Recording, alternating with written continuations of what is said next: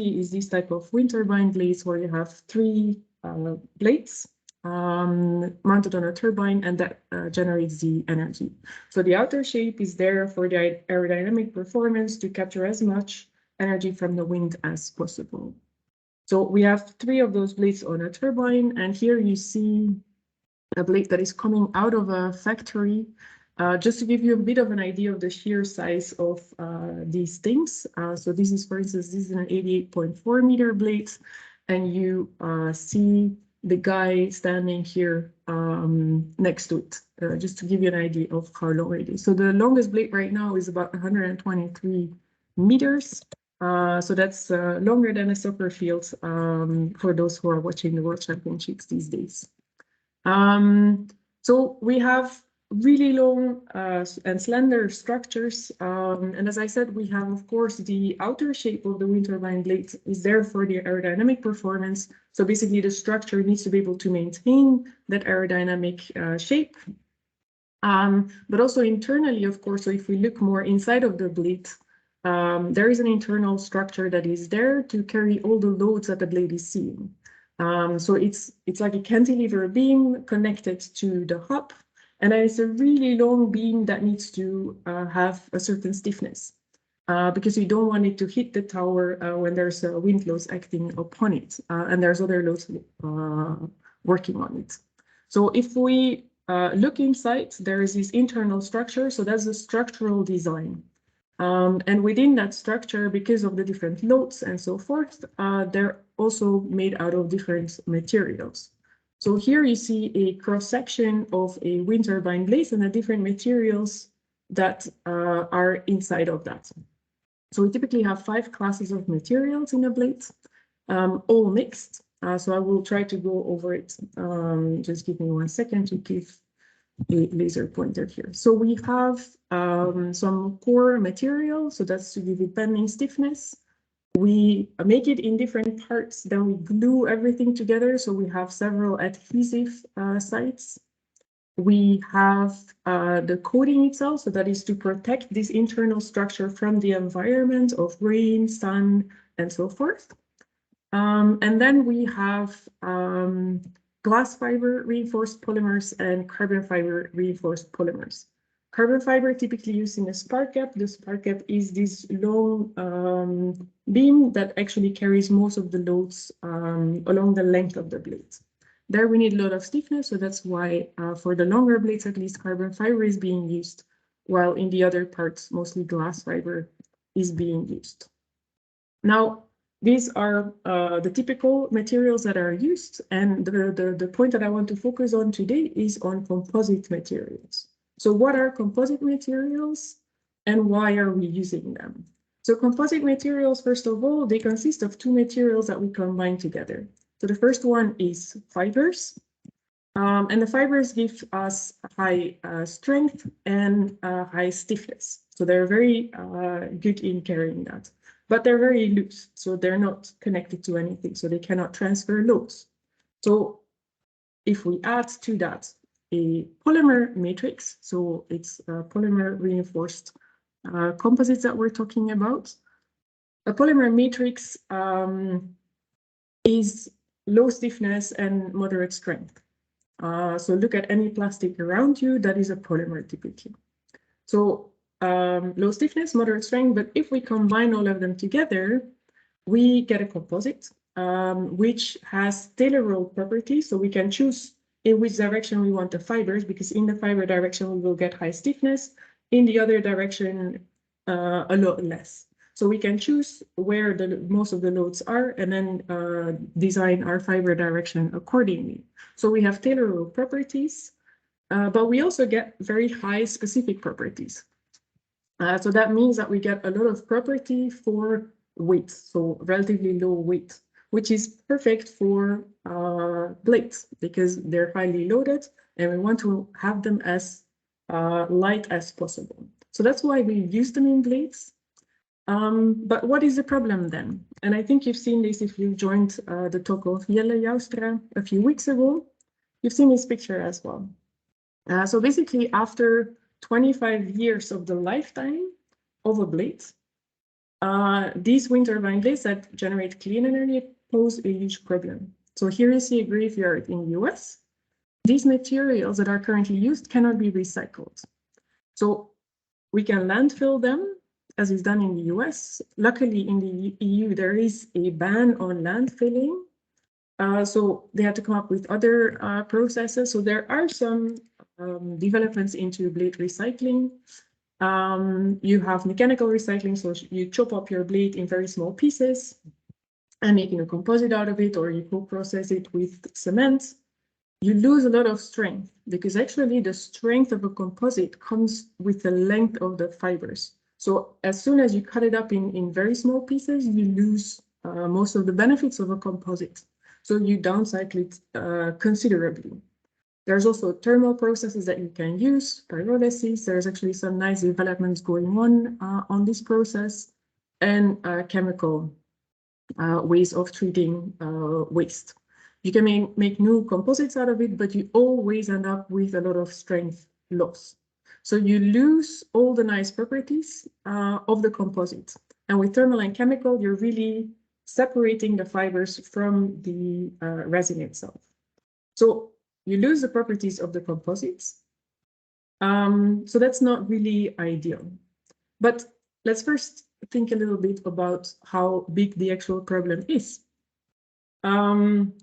So this was actually a master thesis that was done together with René, where we looked at wind farms offshore, close to the Netherlands, and looking at how many wind farms are there, will be decommissioned soon, and because of the predictions of the new tenders of the wind farms, we can also predict the outflow of or the blades that come to shore in 30 years, so by 2050. So we can look at the mass of composite materials that will come our way, and if we take 2020 as a baseline, then we can already see that by 2050 we will get 18 times as much weight that is coming our way. So it goes relatively exponentially. So right now we have about 3 to 4 kilotons of materials, but by 2050 we will have about 60 kilotons per year of composite waste that is coming our way. Now, how can we deal with that in a more sustainable way? We can, of course, repurpose them into playgrounds. We can repurpose them into bicycle parking spots, which would be very nice in the Netherlands, obviously. But I don't think that those are the solutions to the problem. So what do we need to do? In my opinion, we need to rethink blades. So we need to do it differently. So where do we start with that? We start with that to first look at how is it done nowadays. So nowadays, what we do is we design a blade with certain materials, we manufacture it, then we install it, there's some operation and maintenance, and it goes to waste. So that's the current cycle. So where could we now look for the future?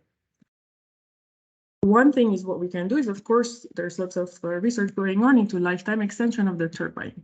So they're talking about making it 30 to 40 years that we have the blades operating. That's, of course, great, but just postpones the waste that is coming our way. So I think that we really should focus on the first aspect, where we can look at new materials and new designs so that we in the end can potentially eliminate that waste so that we can make it more circular. So how would that look? For me, we start from materials. Materials are a key enabler in this. So if we choose our materials smartly, we can actually design for multiple life cycles and for circularity. So if we take materials and we ensure that we can design it as a blade, because that's still the industry that will have the first lifetime. So we design it to be a blade, but at the same time, we design it for the other industries that could be useful afterwards. For instance, infrastructure, bridges, viaducts, the built environment, automotive, space, marine structures. So we design it with, hey, where could it end up as well? So what does my blade also need to comply with to put it in other industries afterwards. So we design it for multiple life cycles, and we design it with a material that has circularity in mind, and I will come to that in a second. Of course, when we design it this way, we need to be able to manufacture it. We need to be able to operate it as a wind turbine. We can then, when the farm is being decommissioned, the blade itself, when it comes off the turbine, it didn't lose all its properties just like that. It is still a great functioning structure. So we can then reshape it into other industries and reuse it there. And then, of course, at the end of the lifetime, after these multiple life cycles, at the end of the lifetime of the material, it should be a material that we can recycle. We can recycle it to the base materials for thermoplastics, eventually reuse it in a wind turbine blade. If we separate those two materials, right, so the fibers and the resin itself, and we can use it in other industries. So if we have the fibers with a lot of strength loss with the current technologies at least, then we can use it in other industries. But there still is a function for it if we keep the fibers as long as possible. And there might be a waste stream that is still there, but it will be considerably lower than what it was before. So for me, the blades of the future look like this. So we have to design with a second use or multiple use structural reuse in mind. So we keep as much of the length of the fibers in there. We design it for circularity. We, of course, need recyclable and or bio-based materials. We have to focus on enabling long lifetimes in all lives of the material. And the waste stream at the end of the material life should be useful for other products and or blades. So how do we do that? We see, at least, I see materials as a key enabler. So I will focus a bit more on that to give you a bit of an idea.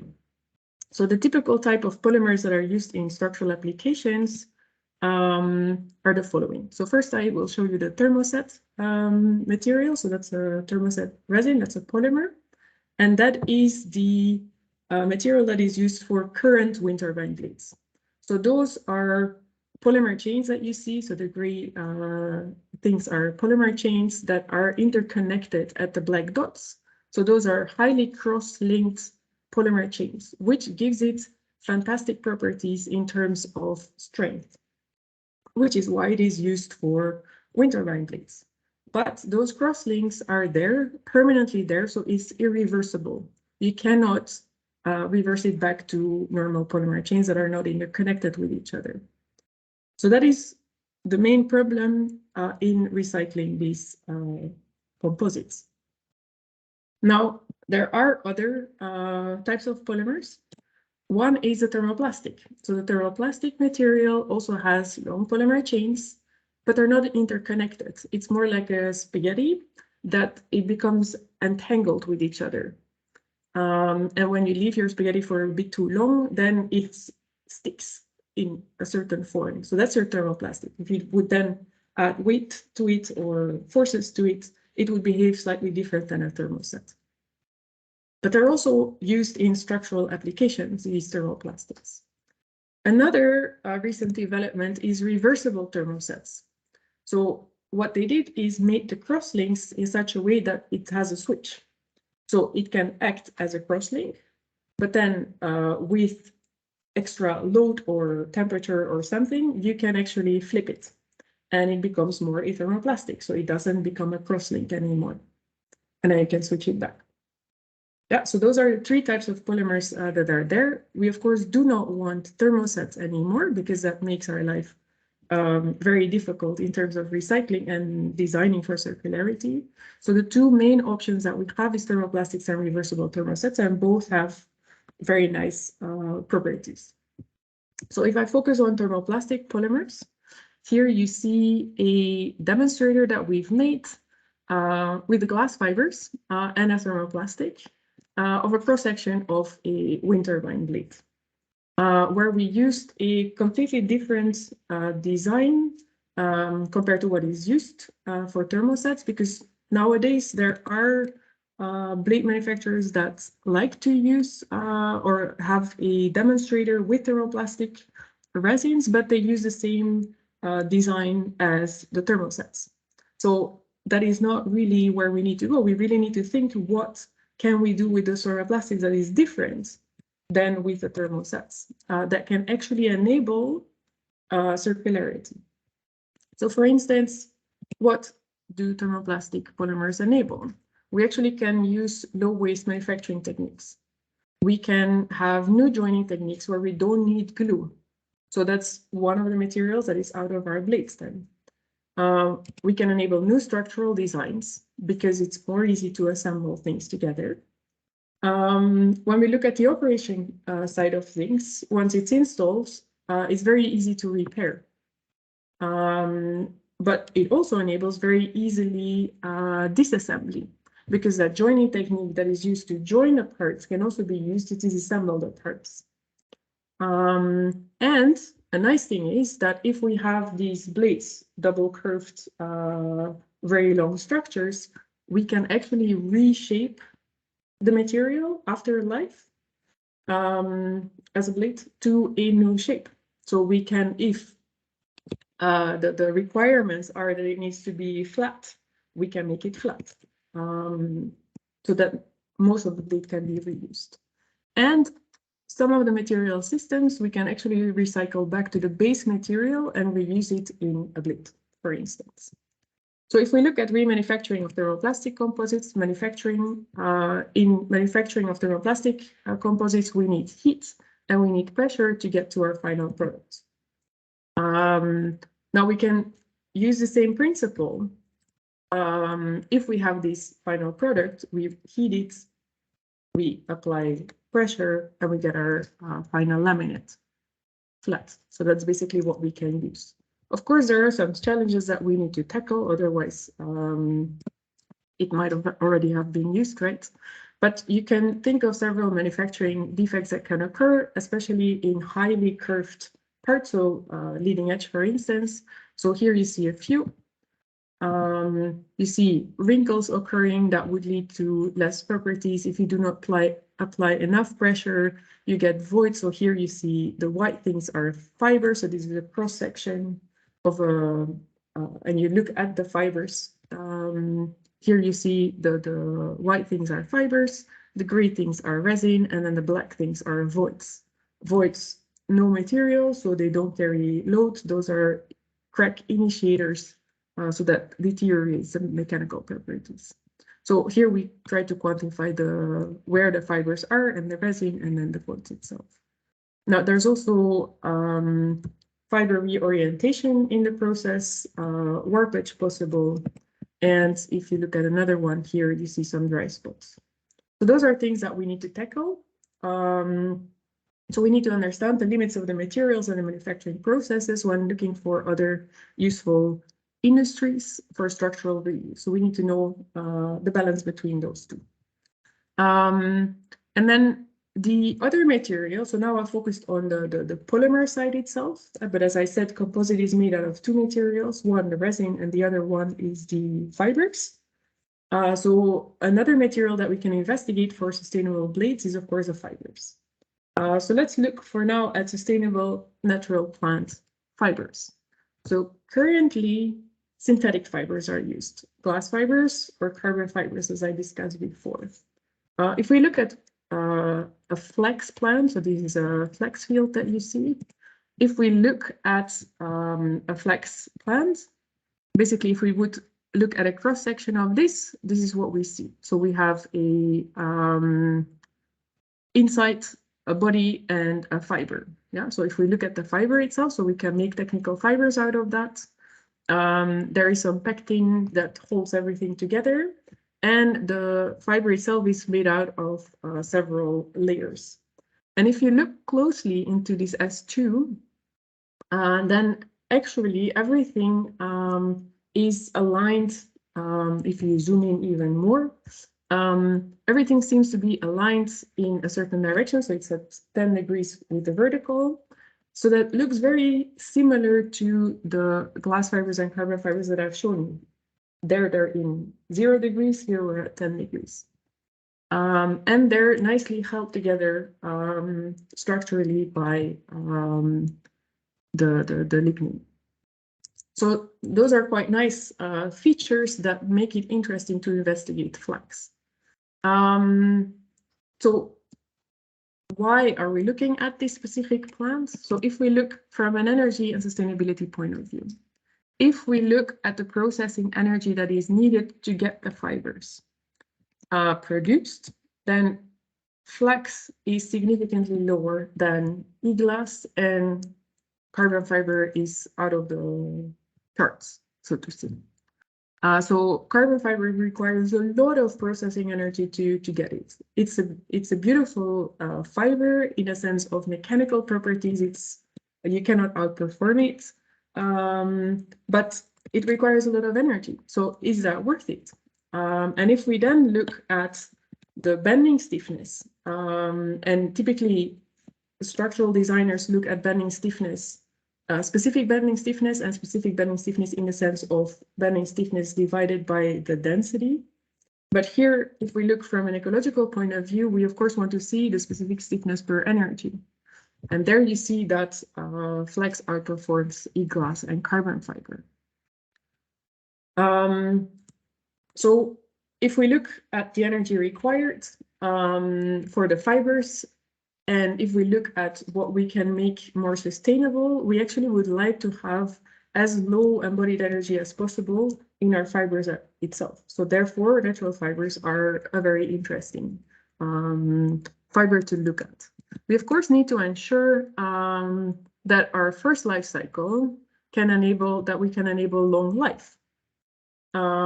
We need to have high mechanical properties. If we cannot get that with these fibers, then it's of course not worth looking at it. So here we did a study on flax fibers. This is pellets of thermoplastic, and here is your composite with that. So the main challenges that we see is fiber wetting. So how do we get the resin completely inside of the fibers?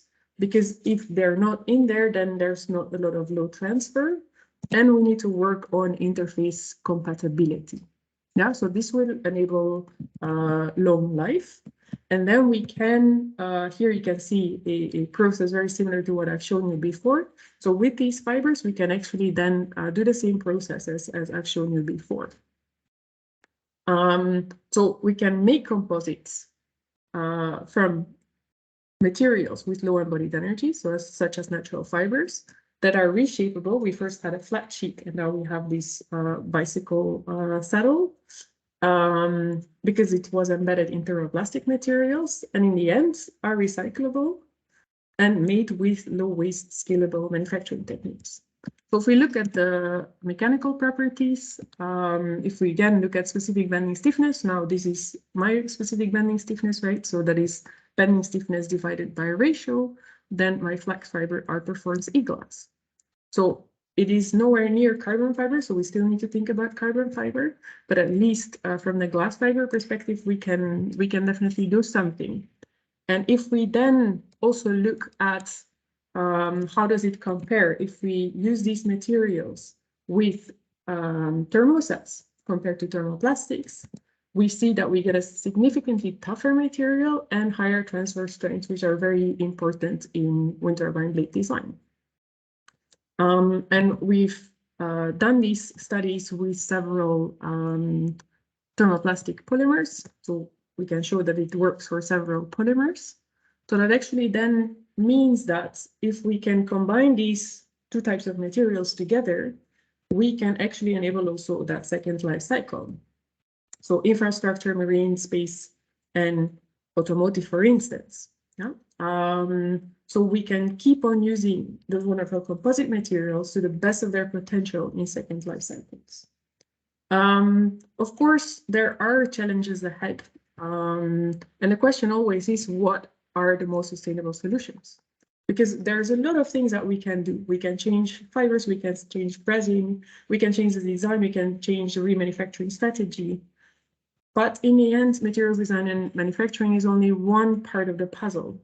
There's, of course, also the ecological footprints of the different scenarios that need to be taken into account. the economic aspects, what is the circular business models, how does it create value for everyone, what are the social aspects that need to be taken into account to get to those more sustainable wind turbine blades. So in the end, it's about maintaining and creating value for all the stakeholders. With that, I would like to thank you for your attention and open the floor for questions. Thank you, Julie. Very nice presentation. Anybody, any question?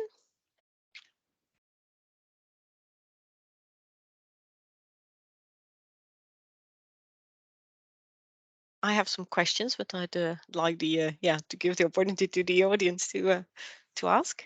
Jacco?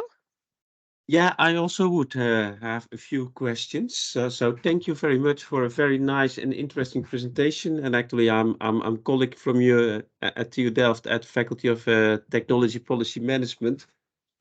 So my questions also relate a bit to that. And so this was, of course, very much a focus on the material aspects. And it's really nice to see that there are such good developments. I was not really aware of that. But I was really wondering a couple of things, and that is, well, say, what are the kind of lead times that would be needed to get this really developed or get that really into production? Have you looked into that? Because I see that these are interesting topics from a TPM perspective or for thesis projects on our side. And say I've regularly contact with Irene Fernandez. She's also active in the Delft Circularity network. Well, you will know her. Well, she's looking to the similar issues, but then for the airline industry or for planes. And I was wondering if we have this is of course more metal-based, and I do not know so much about airplanes, but are there, say, making this composites more recyclable or more natural fiber based? Are there then synergies between the different domains, or are that totally different topics that are totally unrelated? And I was wondering, say, have you? This is very much on the material, so this is the more the foundational solution or the foundational approach. Have you been looking at, say, other kinds of, say, circularity strategies, like remanufacturing, refurbishing, that kind of things? I think you touched upon that, but I was just wondering whether that's been more systematically looked at, as far as you know. But thank you very much. It was very interesting and insightful. Thank you, Jacco. So in terms of lead times, so if we look at these reversible thermosets or thermoplastics with the regular fibers, there are a few of the big blade manufacturers that actually have a demonstrator already. But it is the same as we've done in aerospace. What we call the black metal design is if we changed the aircraft from being totally metal to composites, what they first did was they just took the metal design and redesigned it with composites, but the whole structure was still the same. So the idea was the same, they just had to calculate the thickness of the composites, which was totally wrong in a way, because they didn't use the properties of the composites to the best of their potential. So they came up with a suboptimal design, and they needed to change their way of thinking into how do we actually design for these new materials. So the same issue, I think, is at hand at the moment. So they've shown that they can make something out of thermoplastic material so they can meet a certain circularity criteria. But it's absolutely suboptimal from the perspective of circularity. So I think there needs to be a change of philosophy that we can enable. So the lead times will be a lot longer if we need to change that industry. That's not that easy, right? So I think that would be 5 to 10 years to change that perspective. Well, of course, if we look at natural fibers, then it needs to also probably come from policy a little bit, because policy has shown that it can really accelerate innovations in a way. So also if you look at the new tenders for the offshore wind, the newest offshore wind farm in the Netherlands, it has a criteria on circularity there. So I'm very happy because now we can at least also discuss with governments on what is circularity and are they pushing for the right solutions in there. So that's the first part of it. We can definitely learn, so for your second question, we can definitely learn from aerospace in the way that they're also pushing for circularity. So they're also pushing for more, for instance, thermoplastics or reversible thermosets. So the developments on the material side follow similar paths.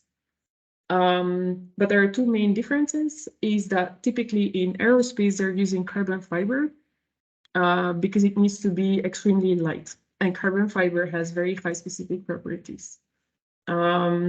They have higher temperature equipment. They are used to lots of assembly in the airplanes. So the whole production chain is set up to enable such designs for disassembly modular structures. While in wind industry, it's typically made with as little parts as possible and get the production cycle out. Second part is, of course, costs. Aerospace is cost-driven, sure, but wind is extremely cost-driven if you need to do a comparison there. So you can, in aerospace, if you can save weight, you earn money, so to say. While in wind, that is not really the case. Yes, if you have less weight, you have less materials, which is good. And I think we can also enable that by new designs.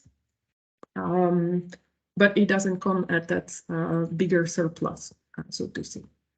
So there is things that we can learn, and that's also why I'm very happy that I am working at the Faculty of Aerospace Engineering, because we can then cross-contaminate each other on these things that we think of.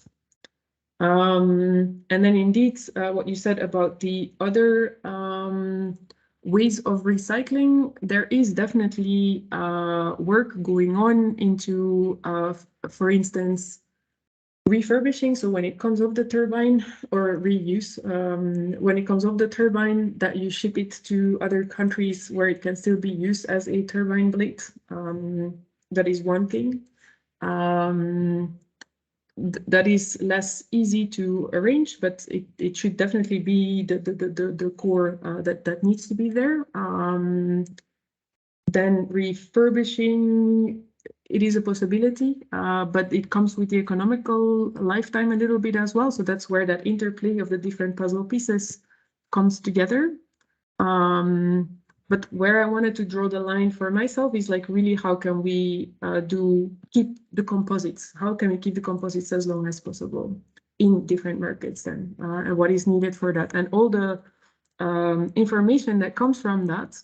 So for instance, we also need to have structural health monitoring because we need to know the remaining useful life of those materials, right? So that could help us make decisions into, can we refurbish this into still a blade? Then we don't need to do anything to our materials. Or is it not suited as a blade anymore, but should we, can we now use it in infrastructure or automotive?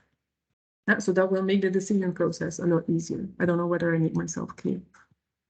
Yes, thank you. Very clear to me and very nice. Say my suggestion, my invitation is that I would be interested to have a follow-up chat.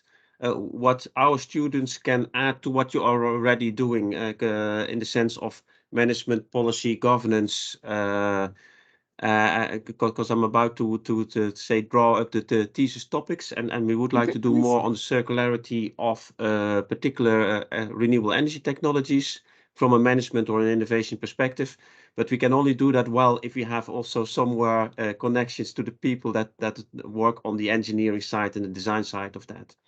Yeah, super nice. Thank you. We'll definitely do that. Great, thank you. Thank you. So I'll give it back to Elise.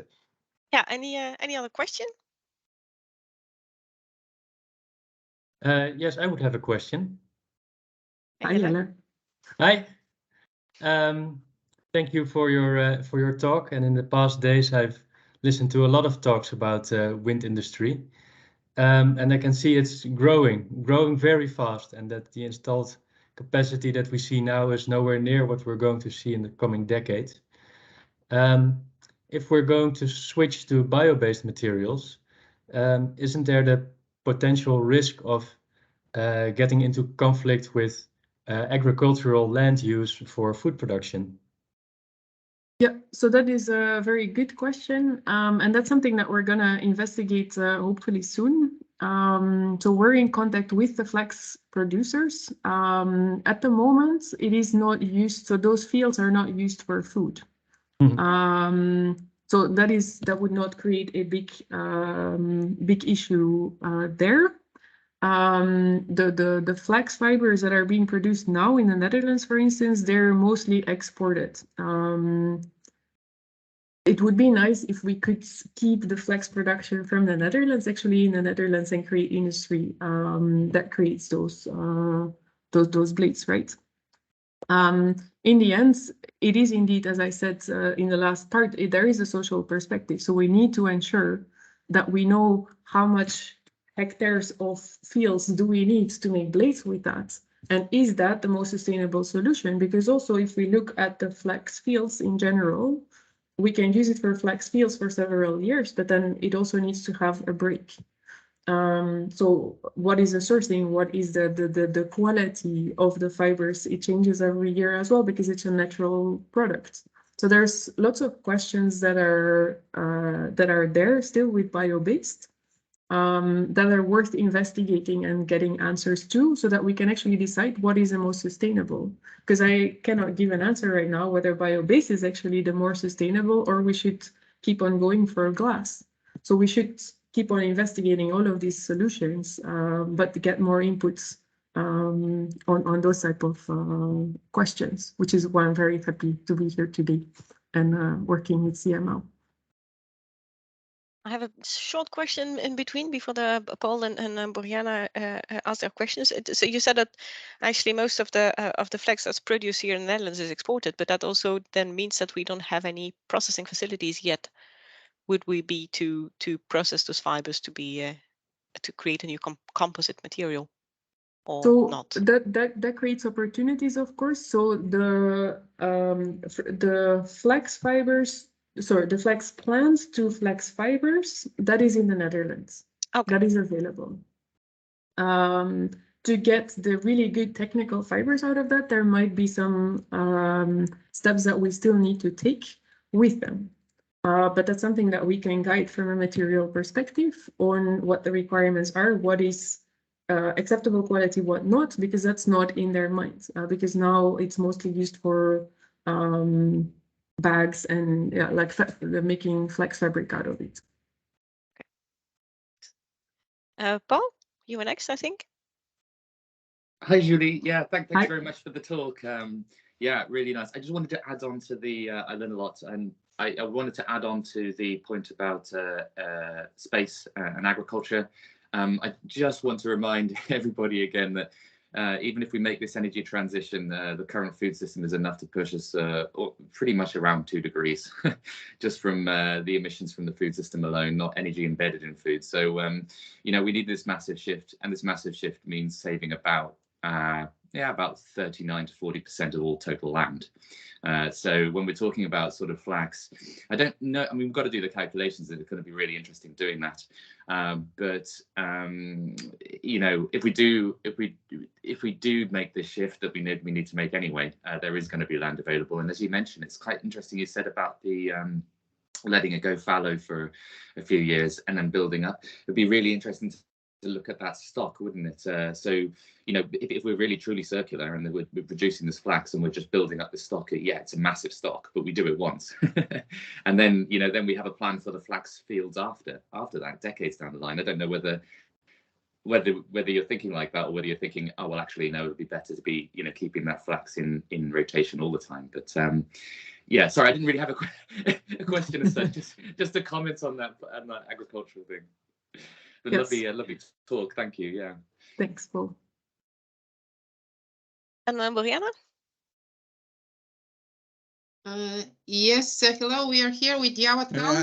The light is we the two of us. Nice. Yeah, thanks a lot. A really interesting presentation. We are coming from TPM as well, more from the point of view of digital infrastructures, digital product passports. There is a big discussion now at European level how these passports would be shaped. So I was wondering, based on, let's say, your future vision, do you, first of all, what do you see the role of these passports could be? And second, do you have any recommendations of what are aspects that need to be considered in these passports, because there is a discussion what's to be in it, and maybe from this perspective that you have now, you might have some ideas on recommendations. Thank you. Thank you, Mariana. Very interesting question and very important. So we indeed need a digital passport. So it's going to be very important for whatever we do with blades. So I think what we're discussing now, and that's also something that you see right now, even now with the thermoset blades, when they come off the turbine, there is no information about the type of materials. And every manufacturer has a different design, uses different materials. And if you don't know the source, you don't know what you're dealing with. And your recycling processes, so cutting it into little pieces, that's not a big problem. But then looking for sulfolysis, pyrolysis to get the materials separated from each other, if that's where they want to go, they need to have more information about that. Also, if, as Jelle has shown in his talk and has been focusing on, if you look at structural reuse, you need to know what the materials are and the properties are. Of course, there's a long lead time. So if we look at the blade when it gets installed to when it gets off the turbine, 20 years and nowadays 25 years. So it becomes a bit less critical for the manufacturer to then share information if they still have it available. So then it becomes a bit more easy to get more information out of it, but they still need to, so they're willing to share, but you need to find the right people to get all that information. So what I think is going to be super important, and that's also part of what I'm discussing with my colleagues, is we need a digital passport, because we need to know from each of the parts in our turbine what materials are they made out of. What is the structural design of it? Where was it sourced from? Because then if we have that digital passport, we have structural health monitoring, so we know the remaining useful life of these materials. Then whatever industry they go into, such as automotive or infrastructure, they can continue using those materials and get all the information of the materials. Because if we do not have that, they might be very reluctant to use the materials, because every time that a wind turbine blade comes to shore, you don't know how different it is from the other materials that come of a different turbine. Of course, when you have a wind farm, typically it's made by the same, so it's the same turbines that are there, made by the same manufacturer and so forth.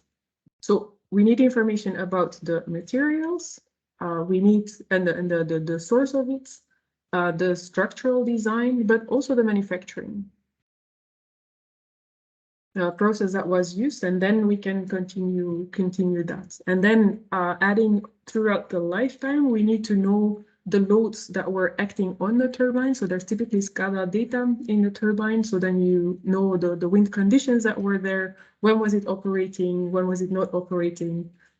Together with the sensor data of structural health monitoring, we can then do the predictions on the remaining useful life, which would be needed to make the decisions and create the quality assurance for the next life cycles. Thank you very much. Very informative, especially how you spelled the different aspects that will be needed. Thanks. Okay. Any other question? I had some questions, so I'll shoot two. I was wondering if there was any difference in because you're talking also to offshore wind people. Is there any difference to consider in the design given the harsh conditions at sea?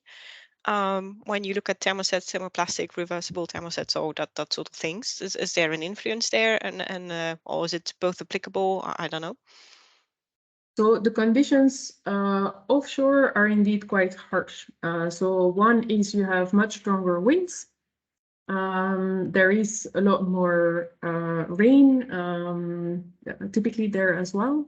So those are environmental conditions that need to be taken into account. And that's also why you would see that offshore turbines are differently designed than onshore blades. So it really depends on the wind class of your turbine, how you design your blade. So it will see more loads. So it is relatively easy to get to your 25-year lifetime onshore.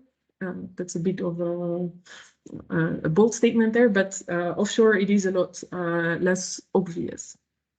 And so but it is still, they make structural designs for the blades to function for 25 years. And they're now even talking about 30 to 40 years of lifetime of a blade and a wind farm. So it is definitely possible. So in the end, looking at thermoplastics thermoset, reversible thermosets, we need to be able to design it for those lifetimes. I don't see a big difference between onshore and offshore for these types of materials necessarily. There's of course the aspect of fatigue.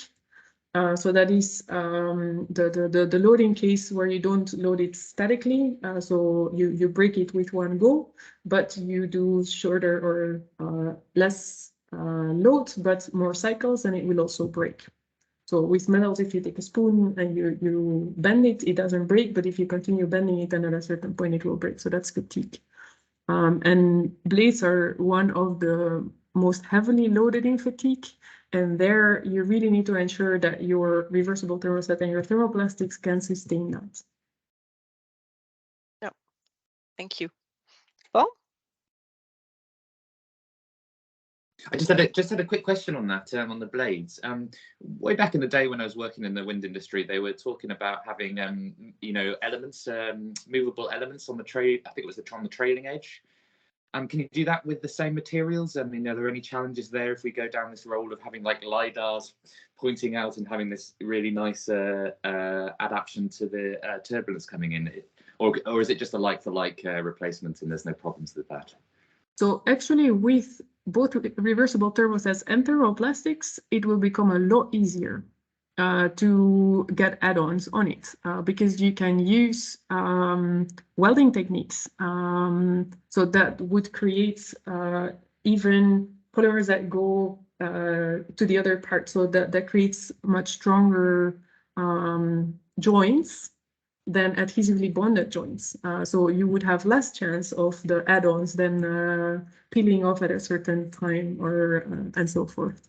So that's actually, it opens up a lot of avenues that make it easier. Also, if you look at, for instance, offshore, you have a lot of rain, so also do research on rain erosion. So basically the coating that gets pitted and deteriorates, having a huge effect on the annual energy production. If we can switch to thermoplastics, thermoplastics have in their nature much more absorption of impact loads because of the viscoelastic properties of the thermoplastic. So if we can use that as a substrate and make a great connection with the coating materials, or even just use thermoplastics as coating materials, then the acoustic impedance of the two materials is a lot less different, which would make erosion even get better. So I see lots of opportunities to make certain things that are a huge problem as well in the lifetime. We can actually, with those new materials, open up nice opportunities. So the net effect could be economically positive for these turbine manufacturers. Yeah, most really. Definitely. Thanks, Julie. Yeah. And by erosion, you mean erosion of the blade, so the material that degrades? Yeah, so that's the erosion of the coating material, so the white material that you typically see, especially at the tip section, which is where most of the aerodynamic performance is gotten. Because you have very high tip speeds, so 100 meters per second, and then your rainfall, just small rain droplets, they create, they can deteriorate the coating significantly. Okay, so that's also plastic in nature, or like nano things coming in the environment. Also, Yeah. yes. Yeah. Okay, didn't know. Any more questions? Now, then I would like to thank you, Julie, again for your presentation. Very nice talk. And yeah, everybody, see you over in 2 weeks. Yeah, thank you so much. Also for the invite and the nice questions. Bye. Thanks a lot. Bye.